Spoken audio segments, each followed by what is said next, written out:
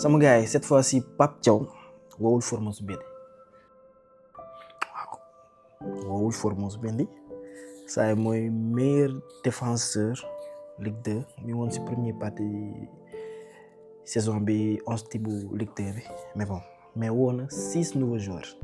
woo na Antoine Mendy, Yehvan, Ilay Camara, Cheikh Niass ak Assane Diao.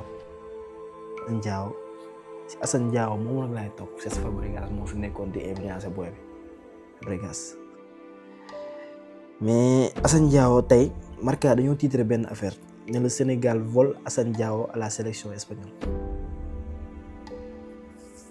mel ni ñun dañ ko sàcc ci Espagne foofu moom je félicite Pape Thiaw. J'ai été en Espagne, j'y étais et j'ai bien discuté avec Assane, qui m'a montré que son choix, c'était un choix du cœur. C'est quelque chose qu'il a toujours rêvé de représenter le Sénégal, son pays natal. Et voilà, comme on dit aussi, parfois, il y a des choses géographiques parce qu'il a été en Espagne, mais je pense que dans ses veines, c'est le sang sénégalais qui coule. Et moi, j'ai confiance. Quand je discutais avec ce gamin, c'était un gamin intelligent qui avait envie. Et aussi, moi, en tant que sélectionneur, quand je vais chercher un joueur, pour moi, l'envie compte. Et aussi, quand il vient pour le Sénégal, c'est pour gagner. Parce que le Sénégal, aujourd'hui, doit gagner, doit continuer à gagner. Merci. moom mi ko kii sélectionné mais daam lu ma jaaxal boobu ba léegi booy bi génnul wax ne kontaan na ci sélection bi wala lan ak lan comme les joueurs yëpp nañ def booy ba léegi nii brode bi waxul dara den nag laay bañ bro Sénégal ñu neexaluñ kenn man noonu laa ko jàppee quoi li may wax man la engagé joueur bu leen jaar na fi te soo bëggee nekk fii di douter rek ci équipe nationale bii nii dama laaj Boubacar Camara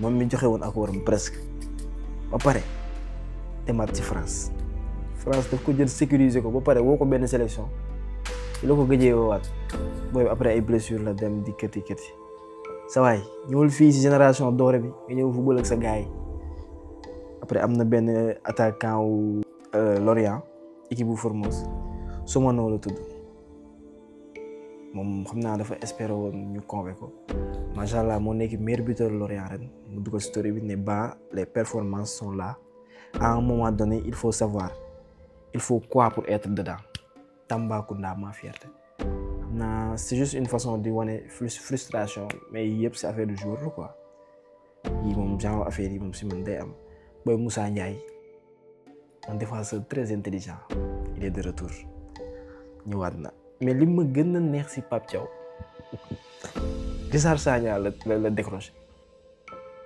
benn joueur Ligue 2 wu AS Douanes très talentueux Pape Thiaw am audace ñëw andi ko équipe nationale macha allah lii moom lii c'est à saluer bañ ko ci laajee déglu leen lu mu wax.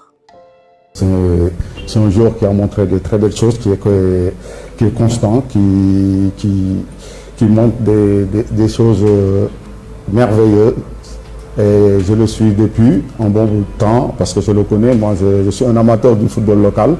Même hier, j'étais au stade Amadou Barry pour suivre une belle affiche.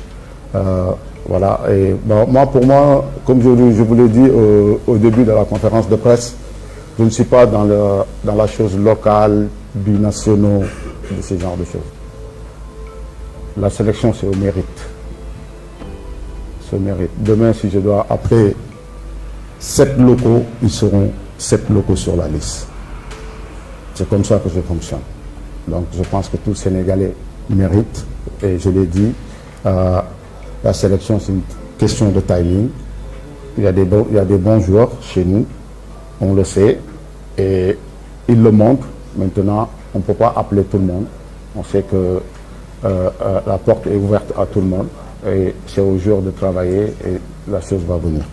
Kara man damay sama xalaat dama ne déjà c'est un choix fort pourquoi d'aller chercher un joueur qui joue en deuxième division et pour man lu am importance la parce que tey jii nii sélection bi du ay kii local la kii binationaux la wala leneen tey jii nii sélection bi c'est au mérite suba moo waroon jël juróom-ñaari joueurs yu joué fii Sénégal dama leen di jël et te ba pare bu ñu ñëwee c'est pas pour meubler bu ñu ñëwee c'est pour jouer s'il montre des choses donc voilà après comme on dit si football ku wax choisir wax éliminer donc tey jii nii noonu la demee tey moom moo ñëw peut-être beneen yoon ñeneen dinañ fi ñëw après moom tamit na représenté bu baax a baax notre football local durant cette période bi. am na benn. waaw gis ngeen de après nag wax nañ ko ci Sabaly parce que Sabaly demande nationale la woon déglu leen tamit lu mu ci wax.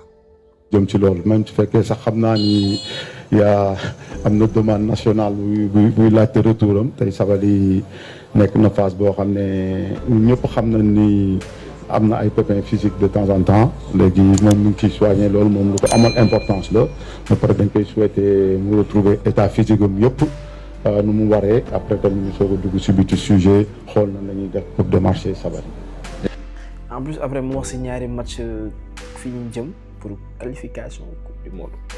C'est deux matchs importants, on le sait, et on va se préparer pour. Après nos adversaires, on sait qu'on va jouer le Soudan à l'extérieur en Libye. On sait que c'est un match qui va être très déterminant, et comme c'est le premier contre le deuxième, je dirais c'est une petite finale, et nous on fera maximum pour récupérer ces points parce que on veut terminer, je dis, après ces 2 journées à la première place.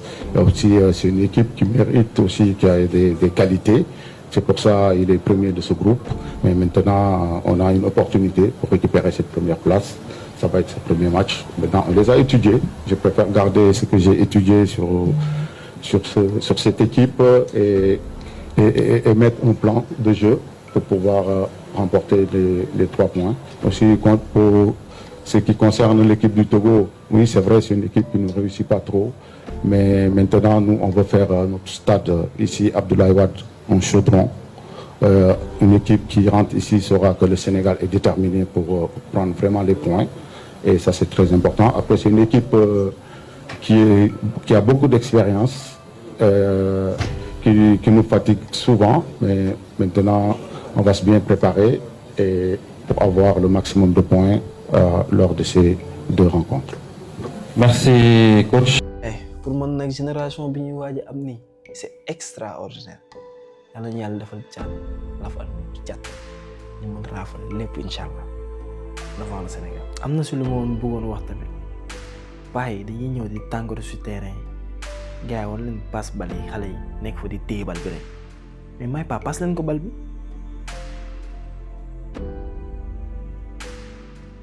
da ngeen ko dàq football.